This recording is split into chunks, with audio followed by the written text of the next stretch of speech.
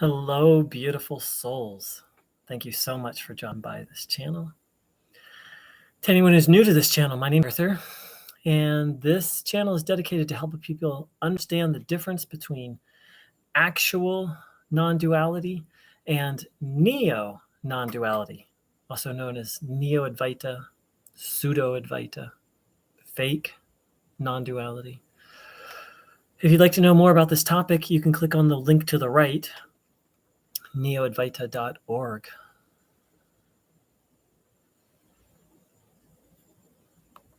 So a big part of, and the essence of this channel is to help people recover from Neo-Advaita, neo-non-duality. And really the first step is, for me, was recognizing that all the stuff I'd been taught in satsang was not actually non-duality. It had borrowed a few concepts, it had borrowed some language, but that the teaching was completely different, like completely, and very harmful. So over the years, I've gotten more and more exposure to actual Advaita Vedanta, actual non-duality, and I just had another amazing exposure to it. There's a second link there. It says blog.hua.edu, and it was a webinar given by an actual Advaita Vedanta Swami, a monk, a very highly educated and in some ways a very successful person who's also a monk. She's a renunciate and teaches traditional Advaita Vedanta. And you can, even though the webinar's already happened, you can register for it, and that'll give you a link to watch it, to watch the replay of it. So I was just completely blown away. So this person, first of all, I'm not going to spoil it, but I am going to give an overview of it because it was so profound. First of all, she gave a talk on the topic of happiness and what is happiness and what are the different ways we try to seek happiness. And she pointed out that all the various means to seek happiness that are, connected to the world fall short for a variety of reasons. And then she posited the proposition that Advaita posits, that really most mystical traditions posit, that true happiness is found within. So from there, she started getting into the process of how to realize that. And the first thing she talked about was relationships. Relationship with the people around us, with our family, relationship with the people we encounter, and that because how we relate to other people is connected to a central idea in Advaita Vedanta, and really a central idea in all Indian philosophy, all Vedic philosophy. And that idea is dharma, which is a very deep word, but harmonious action is one beautiful way, well, hopefully it's beautiful, I find it beautiful, to summarize what is dharma. From the Hindu perspective, it has a slightly different meaning in the Buddhist tradition. But dharma is righteous, harmonious action. It's action that promotes harmony. And so that's right where she started. Now, this is the exact opposite of what Neo-Advaita starts. Neo-Advaita, after her beginning talk, which was very interesting, and that that's the first place she went, I just dropped my jaw. Because without the prerequisite of dharma, of harmonious living, Neo-Advaita it wrecked me. I know many people close to me it wrecked. I've met lots of other people who it just destroys without that foundation. And she talked about some of the other aspects of that foundation. Taking care of the body, the process of learning Advaita, bhakti, devotional practices. I was just I was quite moved. The necessity for one-on-one contact with a teacher, the necessity, absolute necessity. So all these things are in complete contradiction to what Neo-Advaita teaches. Complete. And I've said it before and I will say it again. Neo-Advaita is not non-duality. It's its own teaching. I believe it's a delusional, dangerous teaching. You maybe have to find that out for yourself. But I can state, I can't say it's a fact, but I'm utterly convinced, let's put it that way, that actual Advaita Vedanta and Neo-Advaita are two completely different teachings. Neo-Advaita borrows a few language concepts and then goes in a completely different direction. And in my experience, a very dangerous direction.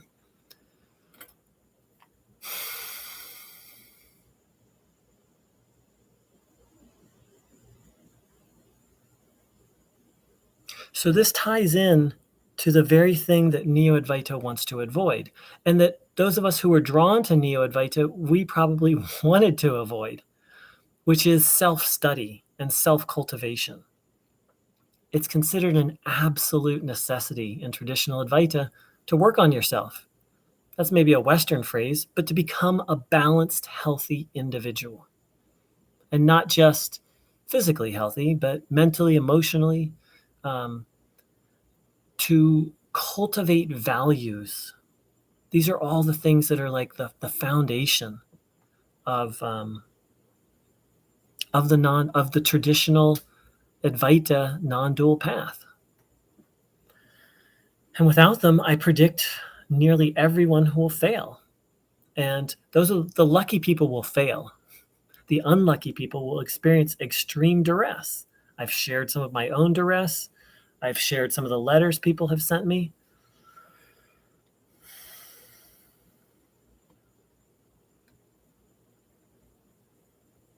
And the thing is Neo-Advaita is not going away anytime soon. It's becoming more and more popular.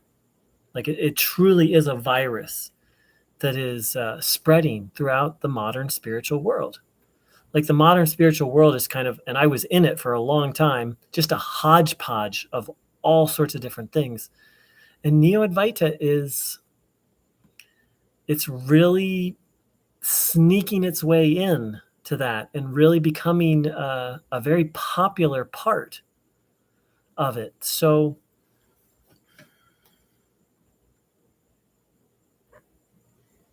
when I started this channel, I was just critiquing one Neo-Advaita teacher.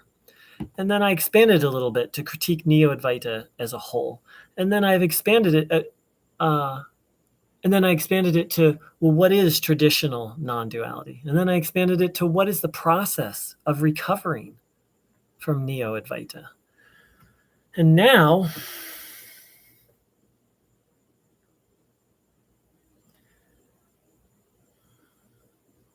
well, I'm starting to view it in terms of a battle.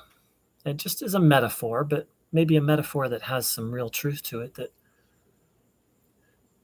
Neo-Advaita, just as the body, the immune system of the body fights off a virus, I consider Neo-Advaita literally a virus that is trying to invade, take over.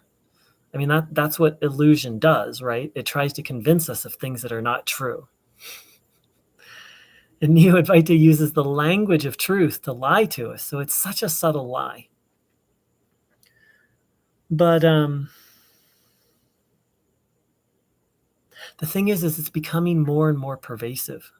It's really starting to pervade the spiritual world as a whole. You've got a couple best-selling authors who, it's not just like best-selling within the spiritual world, but like New York Times best-selling authors who are spouting Neo-Advaita. And it's not going to go away. Like we're going to get more and more and more of it. And, part of why I say this is I was recently participating in this, not really spiritual, but kind of this holistically minded meditation practice that combines meditation with conscious communication. And I hear some of the leaders of it dropping like non-dual nonsense every now and Neo-Advaita nonsense every now and then, and I just kind of let it go. But our leader last week was just all of a sudden, she's like, there is no me, there is no you. And I forget the other thing she said. I don't remember whether she said something about oneness or I don't remember. And the thing is, so I was able to recognize it for what it was. What was I?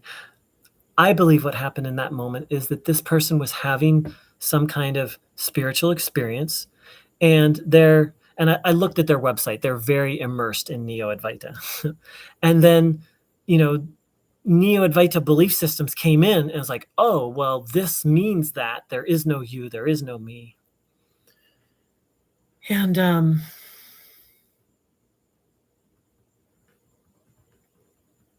thing is if I hadn't been down this long, dark path with Neo-Advaita and deconstructing it, and I would have just been like, oh yeah, she's right. There's no me, there's no you.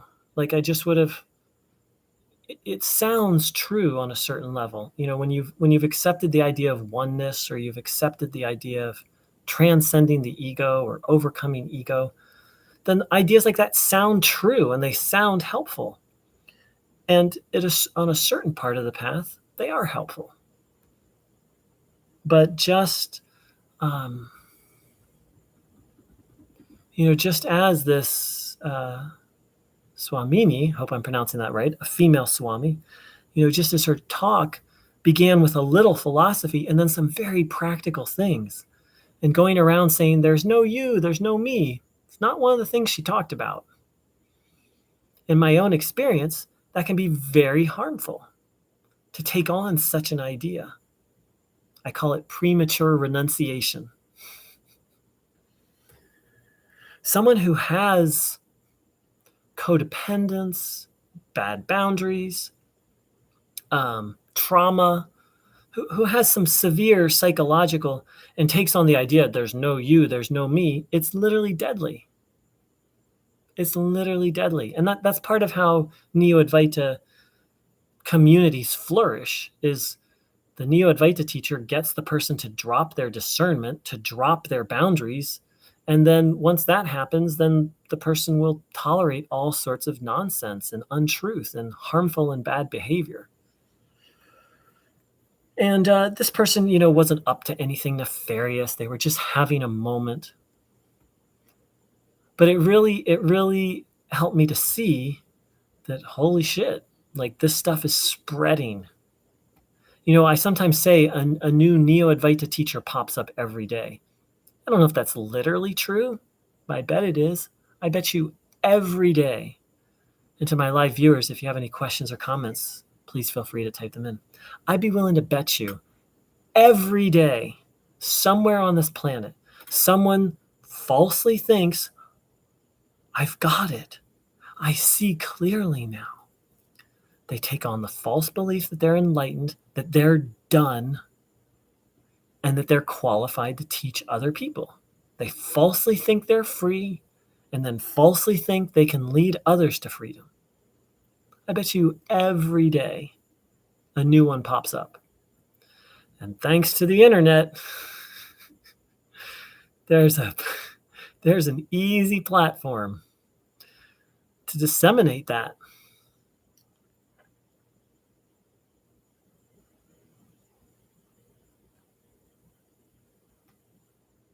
And people don't know. I didn't know. Neo-Advaita sounded so good. You are already free. Just inquire. There's nothing to do. You are not your body, your thoughts, and I believe there's some truth to each one of those. But the way in which it's presented makes all the difference. And actually, I said that to that I called out the person in this meeting, the leader. I didn't call them out. I just said, like, what I kind of lost it. I kind of lost it a little bit. But when I was a little more, after I'd kind of like let out some fire, I was like, what I really just need to say is, those ideas were really harmful to me. I know many people who they were really harm to. Those ideas did a great deal of harm to, and when they're presented in a non-traditional setting in a casual manner, they're straight up dangerous, and they lead to a very dark place.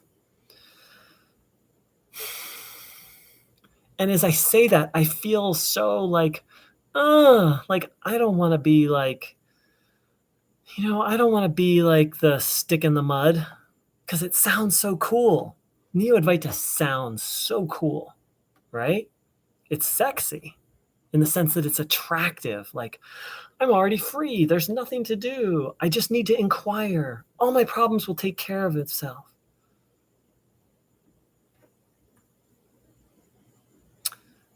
And it takes people to a very dark place. It took me to a very dark place, and I'm not the only one. And but this experience with this person, it just it's really lit my fire to I've shared this on this channel. Like, I've set a boundary. I won't even have a conversation about non-duality with someone unless they're a traditional non-dual teacher or they have a traditional non-dual teacher. If they don't have those things, I won't even talk to the person about it.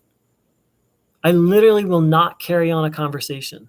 Now, I'll talk to someone who wants help recovering from Neo-Advaita, but someone who's like in it, I literally will not talk to them about it. I'll just be like, I honor that's what you believe, and I think that's bullshit, and here's why. But I won't engage in like, let's talk about non-duality. Because the foundation of Neo-Advaita is delusion and illusion posing as truth. So it's a mind fuck. It's just an absolute mind fuck, and I just won't engage with it. So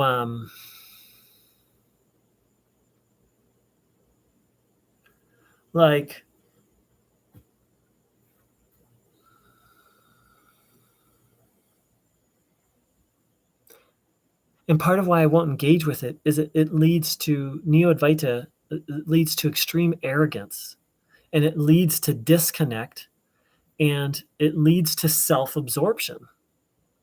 So not only will I not talk to the person about it because it's delusional, like, I don't want to have conversations about delusion while it like acting as if the delusion is true, but it really, it creates this kind of weird bubble where the person becomes completely self-absorbed, and not self-absorbed in a mystical sense, self-absorbed in a psychological sense, not cognizant or aware of other people.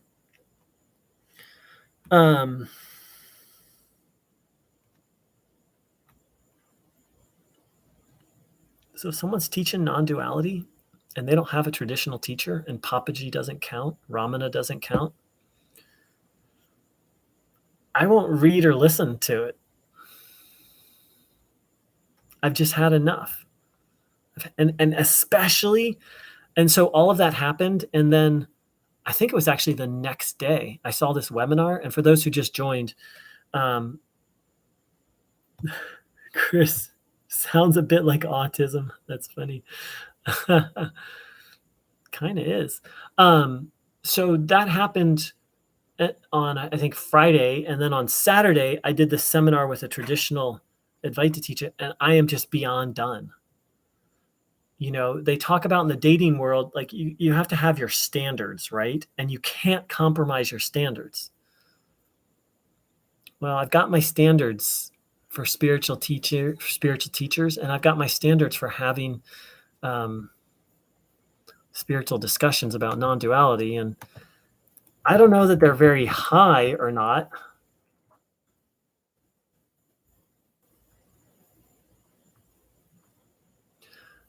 but they are going to exclude most quote teachers. So autism spectrum disorder is a developmental disability caused by differences in the brain. People with ASD, autism spectrum disorder, often have problem with social communication and interaction and restricted or repetitive behaviors or interests. Well, I really clue into the trouble with social communications and restricted or repetitive behaviors. Because if you go to a Neo-Advaita satsang, it's literally like 7 ideas, maybe 10 ideas repeated over and over and over. And sometimes there'll be another idea like quantum physics or, you know, some other like hook or some other topic, but then the rest of it will just be like these 10 different ideas just repeated over and over.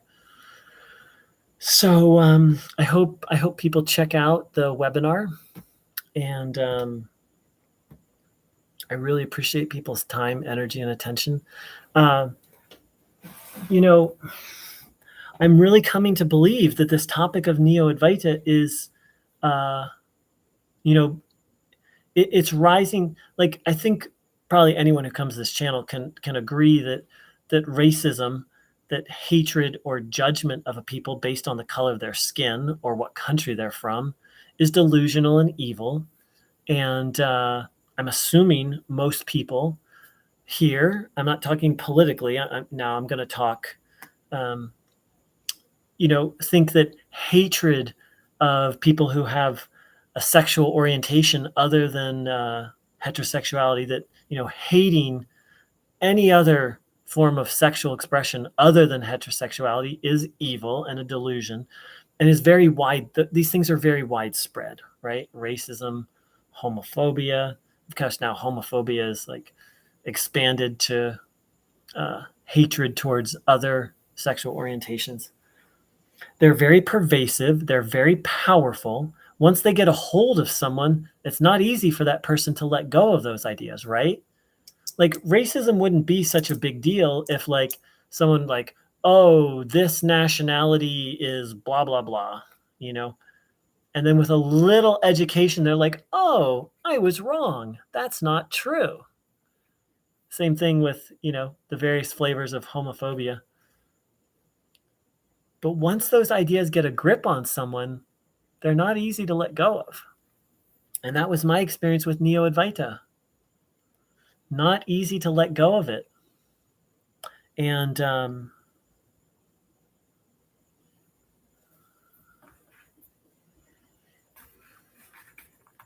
so I'm starting to feel that, or believe that Neo-Advaita is becoming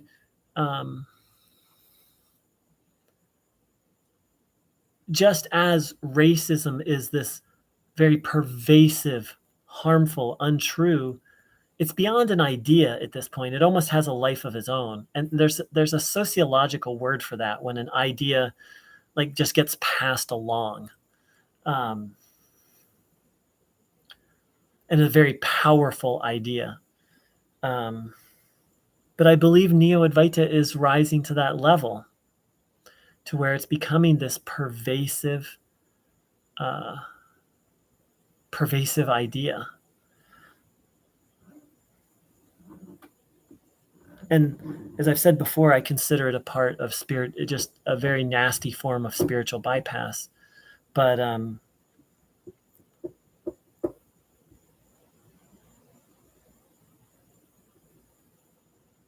so I'm starting to feel that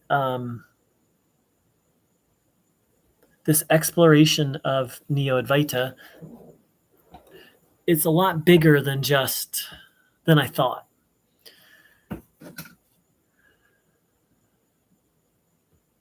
Because it's not going to go away, and it's just going to become more pervasive and probably more sneaky. And the other thing is, the process of overcoming Neo-Advaita for me has been profoundly transformative. Like, I feel like my bullshit filter it is, a lot stronger now, and not just my spiritual BS filter, but, narcissistic behavior, Like Chris says, I don't know if Neo-Advaita teachers have autism or not. Some of them maybe do. Um, but discernment. And there's just so many lessons, and those lessons are going to be the same, different for each person. Some of them will be the same. But the learning to differentiate between religion and spirituality, that's been a hard one for me.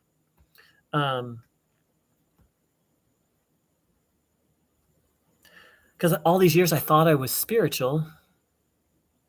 Yeah, no offense to anyone who struggles with autism. I didn't mean it that way either. But or no offense in the sense of comparing people with autism to Neo-Advaita teachers. that's maybe we don't want to say that. But see, all these years I thought I was spiritual, but the long and short of it is I was just reading these books, listening to these teachers, and just blindly believing. And that's what religion is. It's outside. You take in the outside and you don't discern. So this webinar, this Swamini talked about with Neo-Advaita, first you listen, then you reflect deeply. You put aside your own ideas and you listen, and then you bring your ideas back and you seek discernment. So it's very opposite from religion.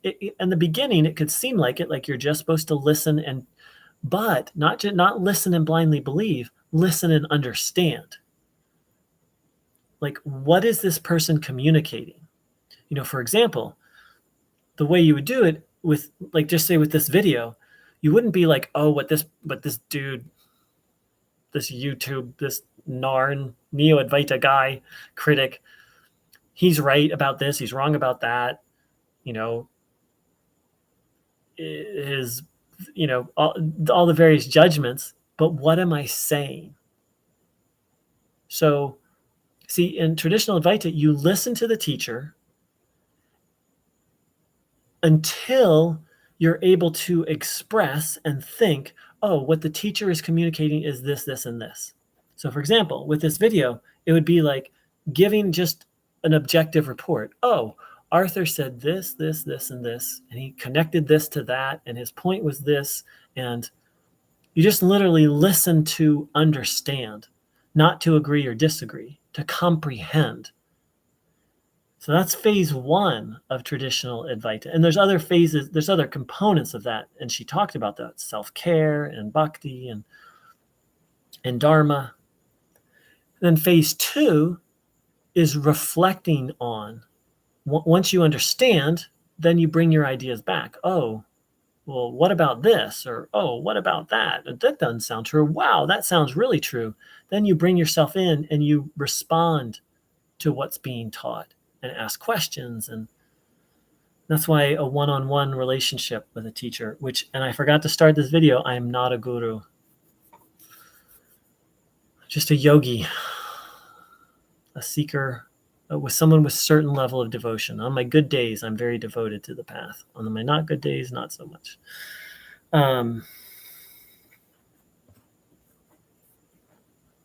So that's been a big one for me. In unpacking Neo-Advaita, I unpacked how freaking religious I was, how I approach spirituality from a religious perspective.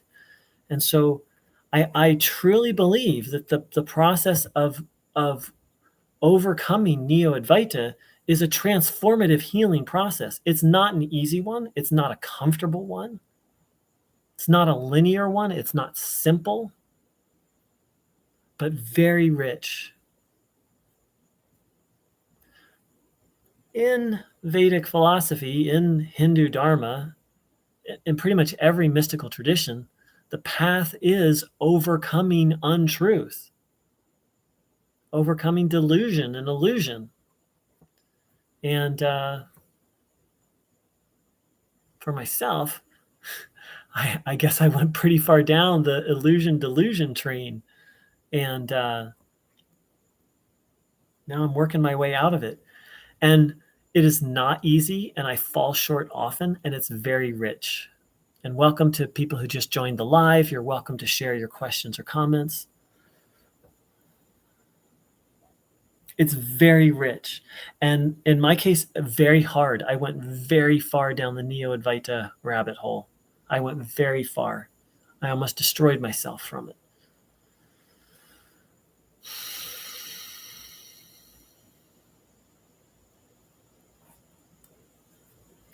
So I think that's everything I have to share for tonight, unless anyone has any questions or comments.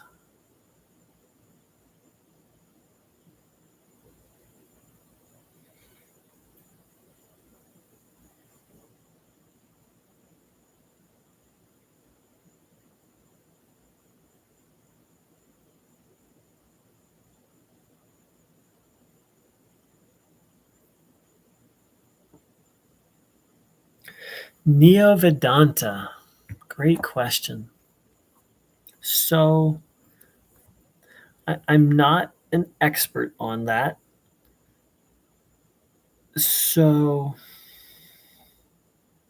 the definition I've heard of Neo-Vedanta is a particular Swami who actually is very popular and who I have profound respect for, Swami Vivekananda. So let me backtrack. Okay, so Vedanta is the process of finding moksha. There's different schools of Vedanta. Advaita, non-duality, is just one school of Vedanta. There's multiple schools. They all have the same goal, moksha. They all disagree, or mukti, liberation. They disagree strongly about exactly what that goal looks like and how to get there. But they all agree that you need the four yogas, or the three yogas and possibly the fourth yoga of Raja Yoga. But the three primary yogas are Karma Yoga, the yoga of action, Bhakti Yoga, the yoga of devotion, and Jnana Yoga, the yoga of knowledge. Neo-Advaita only teaches a distorted form of Jnana Yoga, the yoga of knowledge, watered down. And so there's pretty universal agreement that you need these three types of yoga and that they all work together. And then, of course, there's Raja Yoga, which some schools say you don't need, which is traditional hatha yoga. Like what you see in the average yoga studio is not traditional, but traditional hatha yoga, once upon a time, was an actual spiritual path to liberation. It's very different from what we get. What you get in a yoga studio is just part of it. And some schools say that you need Raja Yoga, some schools say you don't, and some that it's helpful. Ramana said it was helpful, specifically forms of breath control. So my understanding of Neo-Vedanta is it's the idea that you only pick one of those yogas and you stick with it for your whole life. So that's my best understanding. And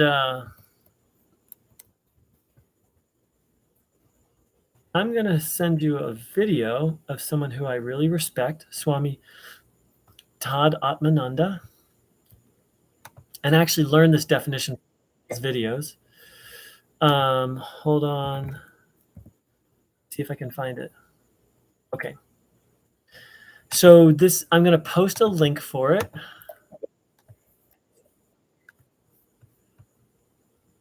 The video is called Advaita, Non-Dual Spirituality from Ancient India to Global Age. And he talks about, he actually talks about Neo-Advaita a little bit, and he talks about Neo-Vedanta in there a little bit. So let me take a quick peek. Any other questions or comments are welcome. So okay, now I'm looking at the,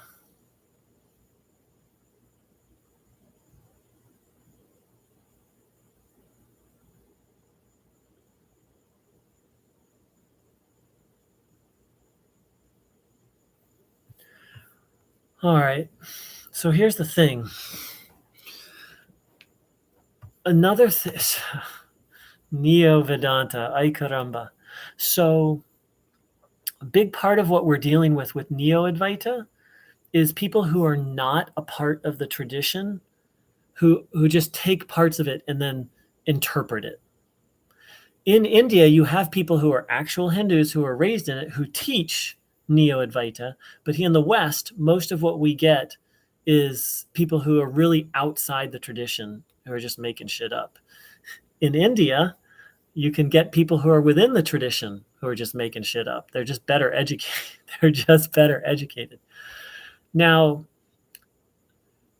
I've just started to learn about how, as a whole, once the British invaded India, there's this whole trend where Western scholars started interpreting Hinduism and presenting it to the world. And a lot of that interpretation was false. But then where things get really, and that happens, right, where outsiders come in and misinterpret something, and then they tell other people, other outsiders, like Christians will look at Buddhism, make up all these false stories, and then tell other Christians. Like that's just the way of it. Like I'm sure that's been going on all throughout history. But Hinduism is something very, and even what Hinduism means as a whole. So let's just say Hindu Dharma or Vedic philosophy. So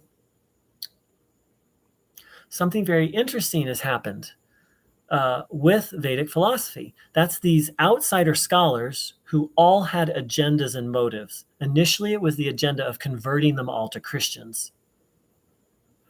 Misinterpreted the tradition, shared it with the Western world, but then through a weird sequence of events, the misinterpretations created by these non-Hindu scholars started to get taught to Hindus, to where people of India, let's put it that way.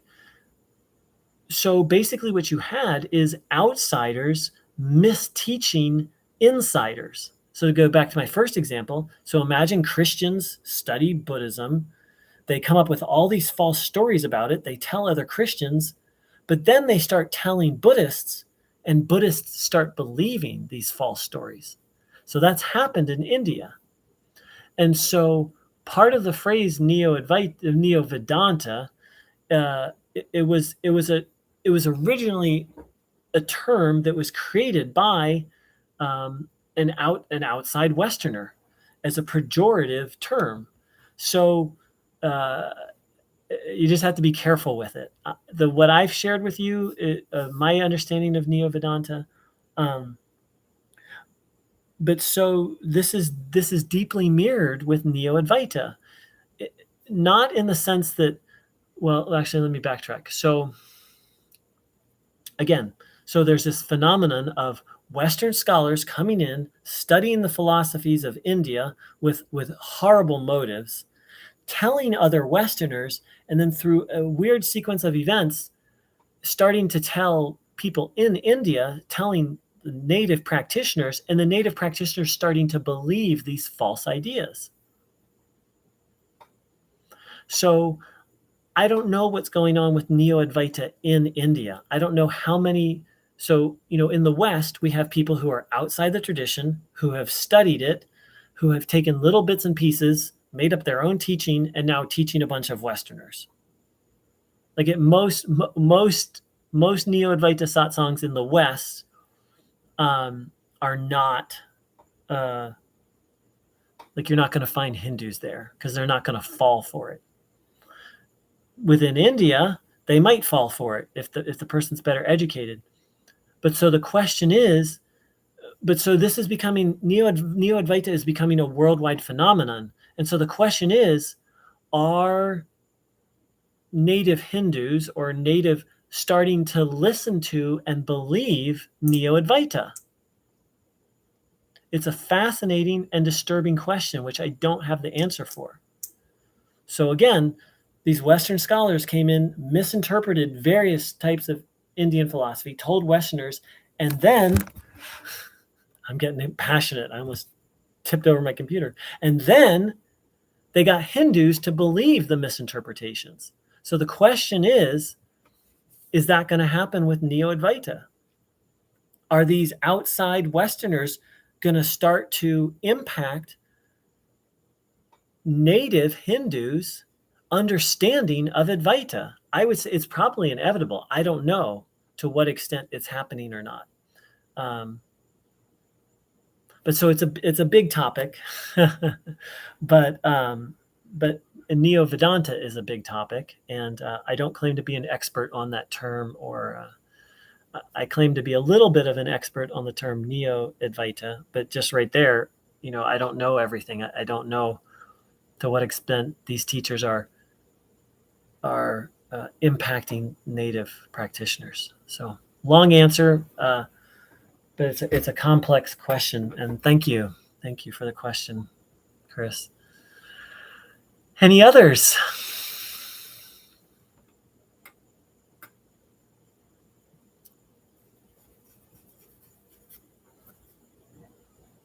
Any other questions or comments?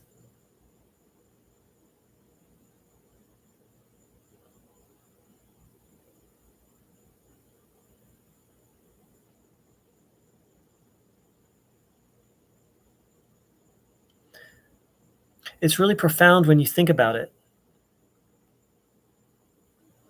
So to go back to my metaphor, so these Christians study Buddhism, they tell other Christians, and then imagine that they falsely convince the Buddhists about what Buddhism is.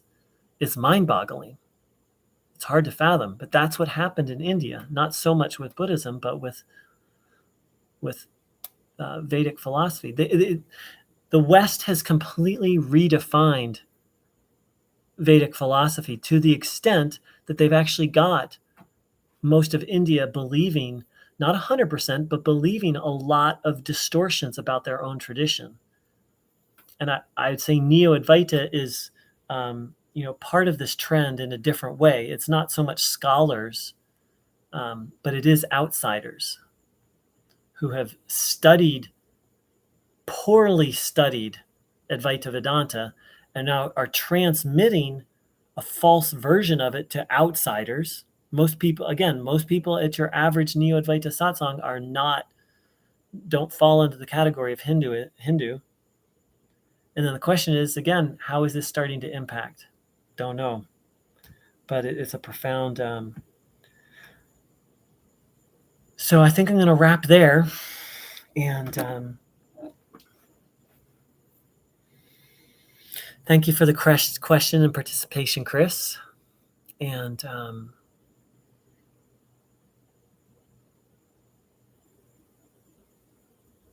so these are deep. So we got into kind of some history and some deep topics. But the long and short of it is ideas have power. Neo-Advaita ideas have power. Almost wrecked my life. And I know other people whose lives is really wrecked. And by wrecked, I mean destroyed, like the brink of suicide.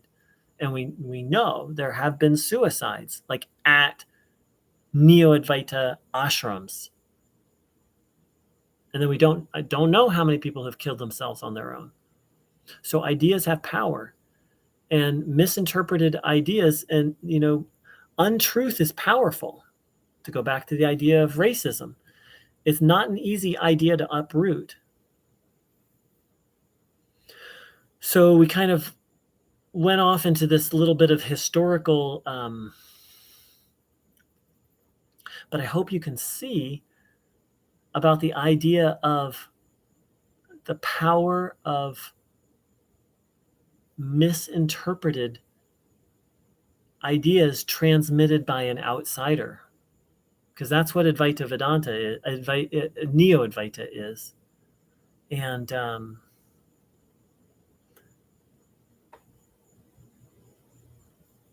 what made them kill themselves? Well, I don't know. I don't know the specifics, but so Neo-Advaita falsely teaches that the world doesn't exist, that you don't exist, that nothing matters, that you have no free will. It also falsely teaches you should practice self-inquiry, whereas in traditional Advaita Vedanta, self-inquiry is only for people who are properly prepared. And so it teaches all these delusional things. So any one of the first things I mentioned can be crippling, existentially crippling, but teaching people self-inquiry before they're properly prepared creates this weird cycle. So I'll give you an example. So I met someone who, this is this conversation they had with themselves. They're like, they got really deep into Neo-Advaita, and then they are like, look, I need to get help. I am suffering. And then this voice in their head said, but that's not possible. I can't suffer because I don't exist. Of course, that's what they heard at satsang. They internalized all these delusional teachings from Neo-Advaita satsang. And they're like, but I'm suffering. And then this voice said, yeah, but if I just realize that I don't exist, all my suffering will go away. But I need help. All that I need to do is realize I don't exist. And then all my problems will be solved. And they were just caught in this loop. That's what Neo-Advaita does. It creates a mental maze. So I don't know the specifics of the people who killed themselves, but I'd be willing to bet it's some variation on that. So there's two really harmful aspects of Neo-Advaita. One, it creates a mental maze. I just gave you an example of the mental maze and some of the delusional beliefs that inform that mental maze. Second is teaching people self-inquiry before they're prepared. It creates a kind of addictive, an addiction to dissociation. And it creates this dissociative loop. It also creates mood swings because you get high and then you crash. And then you get high and then you crash. It has all sorts of very harmful self-inquiry before you're prepared, all sorts of very harmful effects. They should have gotten help. Well, the thing is they probably, one person, I wasn't there, so it's hearsay, but one person, and this was an actual Neo-Advaita teacher, this person went to their community and was like, look, God, I'm suffering. I don't know what to do. And the community was like, well, you of all people should know that your suffering's just an illusion. Like you're the witness of your suffering. You can't suffer. They told him all that he'd been teaching them for years. And he went off and killed himself. So Neo-Advaita creates, as I said, it's a mind maze. So they should have gotten help. Well, they probably reached out for help to the wrong people who told them the wrong thing. They probably reached out to their Neo-Advaita community. And Neo-Advaita creates a kind of maze, a mind maze, where it seems like getting help is a bad idea. That's why I do what I do. That's why I do this channel, because Neo-Advaita is a mental cult. It traps you in a thought system that you can't. Thank you. It's very tragic. Thank you. So much of my work is about educating people about it that sometimes I get a little out of my heart. It's very tragic. And the suffering of it is very real. I was very trapped for a very long time. And I'm just beginning to overcome that. It's a struggle for me. I've made huge progress, but it's still a struggle for me to want to do human things, to have relationships, to have goals, to have hobbies. It's very hard for me to want to engage with this world, because through self-inquiry, I can just experience bliss for no reason. Oh, Tony, thank you. That means a lot to me. That really touches me. I'm honored to be, if by here you mean doing this on YouTube, I'm honored to be here. I'm grateful that I survived. I'm grateful that I'm able to help a little bit. And I'm grateful I didn't kill myself, because I almost did multiple times. I'm very lucky to be here. Thanks for dropping by the channel, Tony.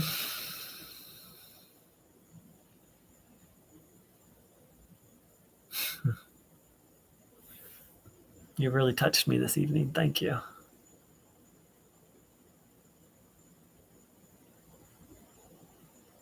See, part of what broke me out was getting educated about Neo-Advaita. So that's why I'm so passionate about educating people about it. But I also sometimes forget to share from my heart. I try, but I'm so passionate about educating people, because see, like I said, it's a mind maze, right? And that's what popped the mind maze for me, was education. But that's not the full solution. That's just part of it. The other part is learning to reconnect to your heart and your feelings. And so you've helped me with that tonight, Tony. So namaste, received and returned. Very grateful for everyone who dropped by, and Tony, very grateful for you and your comments. I wish you a blessed evening, because you really blessed my evening. Take care.